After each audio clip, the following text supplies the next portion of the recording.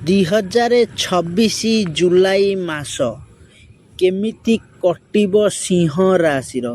ଏହି ମାସରେ ଆପଣଙ୍କ ଭାଗ୍ୟ କ'ଣ କହୁଛି? ଆପଣ ନୂଆ କରି କିଛି କରିବାକୁ ପ୍ରୟାସ କରୁଛନ୍ତି। ଆପଣଙ୍କର ଚାକିରି ଓ ବ୍ୟବସାୟ, ଆର୍ଥିକ ସ୍ଥିତି, ଦାମ୍ପତ୍ୟ ଜୀବନ, ଆପଣଙ୍କର କ୍ୟାରିୟର କେମିତି କଟିବ, ସବୁ କିଛି ଜାଣିବେ ଏ ଭିଡ଼ିଓ ଦେଖିଲେ। ଯଦି ଦର୍ଶକ ବନ୍ଧୁ ଅଧାରୁ ଏ ଭିଡ଼ିଓ ଦେଖିବେ ତାହେଲେ କିଛି ବି ଜାଣିପାରିବେ ନାହିଁ। ସମ୍ପୂର୍ଣ୍ଣ ଭିଡ଼ିଓ ଦେଖିଲେ ଜାଣିପାରିବେ। ତ ଜୟ ଜଗନ୍ନାଥ, ନମସ୍କାର ଦର୍ଶକ ବନ୍ଧୁ। ମା ପୁଅ ଓଡ଼ିଆ ବ୍ଲଗ ଚ୍ୟାନେଲକୁ ଆପଣମାନଙ୍କୁ ସ୍ୱାଗତ। ତ ସର୍ବେ ପ୍ରଥମେ ଜଗନ୍ନାଥଙ୍କ ନାମ ଧରି ଆମେ ଆରମ୍ଭ କରିବା এই ଭିଡ଼ିଓଟି। ଆଷାଢ଼ ମାସରେ ମହାପ୍ରଭୁ ଜଗନ୍ନାଥ ବଡ଼ ଦେଉଳ ଛାଡ଼ି, ରତ୍ନ ସିଂହାସନ ଛାଡ଼ି ଭକ୍ତଙ୍କ ଗ୍ରହଣକୁ ରଥଯାତ୍ରା ଶ୍ରୀଗୁଣ୍ଡିଚା ଯାତ୍ରାକୁ ଓହ୍ଲାଉଛନ୍ତି। ସବୁ ମନସ୍କାମନା ସମସ୍ତଙ୍କ ଡାକ ଶୁଣିବା ପାଇଁ ପ୍ରଭୁ ରଥରେ ବସିବେ, ବିଜୟମାନ ହେବେ। ତ ଆମେ ଜାଣିବା ସିଂହ ରାଶିର ବ୍ୟକ୍ତିବିଶେଷଙ୍କ ବିଷୟରେ। ଜୁଲାଇ 2026 ଜୁଲାଇ ମାସରେ କେମିତି କଟିବ ଆପଣଙ୍କ ରାଶି।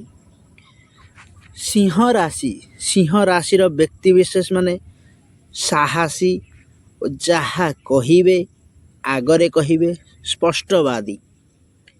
ତ ଚାଲନ୍ତୁ ଜାଣିବା କ୍ୟାରିୟର ବିଷୟରେ। କେମିତି ରହିବ ଆପଣଙ୍କ କ୍ୟାରିୟର। 2026 ଜୁଲାଇ ମାସ କେମିତି ରହିବ ଆପଣଙ୍କ କ୍ୟାରିୟର। ଏହି ମାସରେ ଆପଣ କାର୍ଯ୍ୟକ୍ଷେତ୍ରରେ ଭଲ ଲାଭ କରିବେ। ଯଦି ଆପଣ ଚାକିରି କରୁଛନ୍ତି ତାହେଲେ ବହୁତ ଭଲ ସମୟ ଆପଣଙ୍କୁ ପ୍ରମୋସନ୍ ହେବାରେ କିଛି ନା କିଛି ପରିବର୍ତ୍ତନ ଆସିବାକୁ ଯାଉଛି। ଏହି ରାଶିରେ ଆପଣଙ୍କର ପରିଶ୍ରମର ଫଳ କେବେ ହେଲେ ବୃଥା ଯିବ ନାହିଁ। ପୁରା ଫଳ ମିଳିବ ଆପଣଙ୍କୁ, ଯେଉଁ କି ଆପଣ ଆଗରୁ କିଛି ନା କିଛି କରୁଛନ୍ତି କିନ୍ତୁ ଆପଣଙ୍କ ପରିଶ୍ରମ ଅନ୍ୟ ଜଣେ ଶ୍ରେୟ ନେଇଯାଉଛି। କିନ୍ତୁ ଏହି ମାସରେ ଆପଣଙ୍କ ସେମିତି କିଛି ହେବ ନାହିଁ। ଆପଣ ଯାହା ପରିଶ୍ରମ କରିବେ ସେଇଟା ଆପଣଙ୍କୁ ହିଁ ଫଳ ମିଳିବ। ଯଦି ଦେଖିବା ଆପଣଙ୍କ ଆର୍ଥିକ ସ୍ଥିତି ଆପଣଙ୍କର ଆଗ ଅପେକ୍ଷା ଏବେ ଜୁଲାଇ ମାସଟି ଆୟ ଅଧିକ ହେବ। ଏହି ମାସରେ ଆପଣଙ୍କର ଖର୍ଚ୍ଚାନ୍ତର ମଧ୍ୟ ହୋଇପାରନ୍ତି। ଅନାବଶ୍ୟକ ଖର୍ଚ୍ଚରୁ ଟିକେ ଦୂରେଇ ରୁହନ୍ତୁ। ଅତି ଆବଶ୍ୟକ ପଡ଼ିଲେ ଖର୍ଚ୍ଚ କରନ୍ତୁ। ଜଗି ରଖିକି ପଇସା ପତ୍ର ଖର୍ଚ୍ଚ କରନ୍ତୁ। ନୂଆ କରି କିଛି କରିବାକୁ ଚାହୁଁଛନ୍ତି କିନ୍ତୁ ମନରେ ବହୁତ ଆଶା ଅଛି, ନୂଆ କିଛି କରିବାକୁ ଆରମ୍ଭ କରିବାକୁ ଚାହୁଁଛନ୍ତି କିନ୍ତୁ ଆଗ ପଛ ଯେଉଁ ହେଉଛନ୍ତି, କିନ୍ତୁ ଏଇ ମାସରେ ସେମିତି କିଛି ହେବନି। ଆପଣଙ୍କ ଯାହା ଭାବିବେ ସେୟା ହିଁ କରିବେ।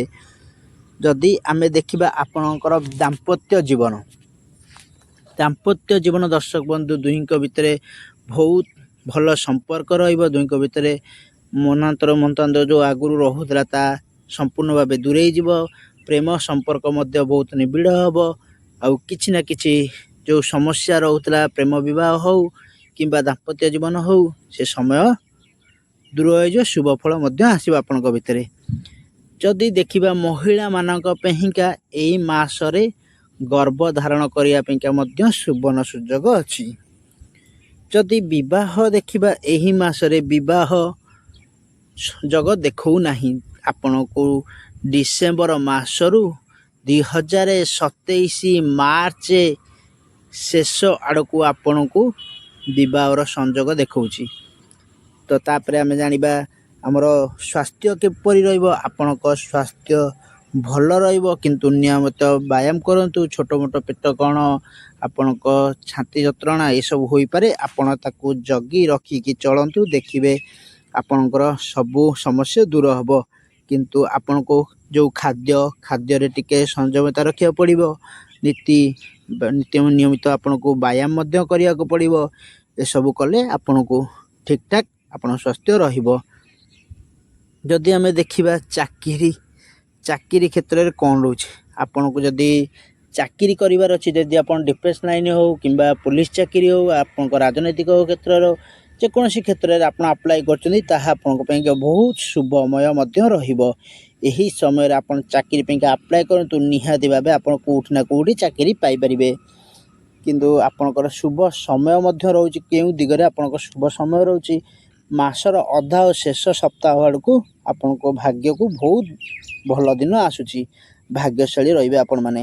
ଏହି ମାସର ଅଧା ଆଡ଼କୁ ଦେଖିବେ ଆପଣମାନଙ୍କ ଯେଉଁ ସମସ୍ୟା, ଛୋଟ ମୋଟ ସମସ୍ୟା ଆସୁଛି ତାହା ଦୂର ହୋଇଯିବ। ବହୁତ ଭଲ ସମୟ ମଧ୍ୟ ଆସୁଛି।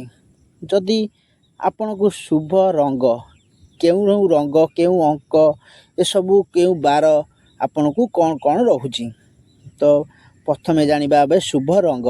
ଶୁଭ ରଙ୍ଗ, ଆପଣ ଶୁଭ ରଙ୍ଗ ବିଷୟରେ ଯଦି ଜାଣିବେ ତାହେଲେ ଶୁଭ ରଙ୍ଗ ହେଉଛି ସୁନେଲି ରଙ୍ଗ, ବାଇଗଣୀ ରଙ୍ଗ, ନାଲି ରଙ୍ଗ, ଏ ରହୁଛି ଶୁଭ ରଙ୍ଗ।